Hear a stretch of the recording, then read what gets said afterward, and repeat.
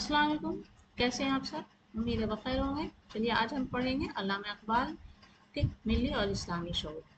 पढ़ना शुरू करते हैं। बिस्मिल्लाहिर्रहमानिर्रहीम। मिली और इस्लामी शऊर।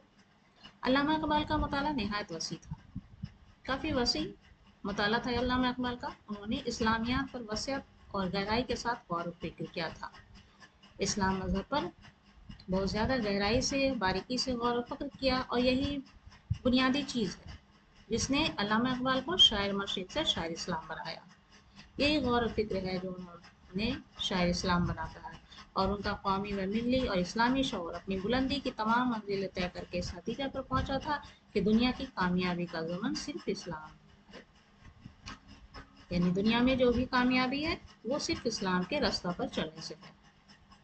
उन्होंने इंसान को कायनात का मरकज़ करार देते हुए इस नुक्ता पर अपने नज़रिया की बुनियाद रखी और यही वो नज़रिया है जो कुरान मजीद ने 1400 बरस पहले पेश करके एक अजीम इनकलाब बर्पा कर दिया था।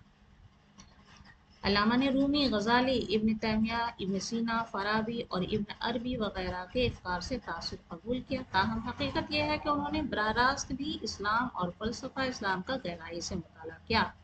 हालांकि उन्होंने रूमी, गजाली के उनसे असर लिया, लेकिन खुद भी उन्होंने इस्लाम को बहुत गहराई से बारीकी से उसका मुताला किया, जिसका नतीजा ये हुआ कि वो शायरी के बजाय पैगंबरी के मनसब से हमकनार हुए।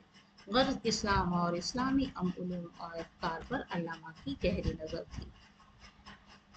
तो ये थे अल्लामा इकबाल और उनकी मिली और इस्लामी शऊर। अगले वीडियो में आपसे जल्द मुलाकात होगी। तब तक के लिए अल्लाह हाफ़िज़।